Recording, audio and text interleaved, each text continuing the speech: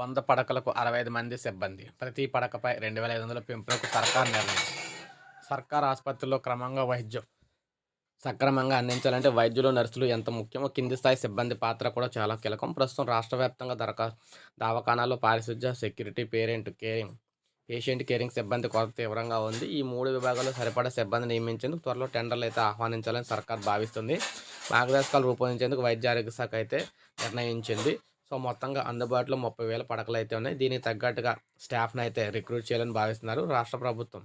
ఆసుపత్రులు సోమవారం 30,000 పడకలు అందుబాటులో ఉన్నాయి. ప్రస్తుతం ప్రతి 100 పడకలకు 15 మంది చొప్పున శానిటేషన్, సెక్యూరిటీ, పేషెంట్ కేర్ విభాగాల్లో కలిపి మొత్తం 45 మంది నియమించేలా మార్గదర్శకాలున్నాయి.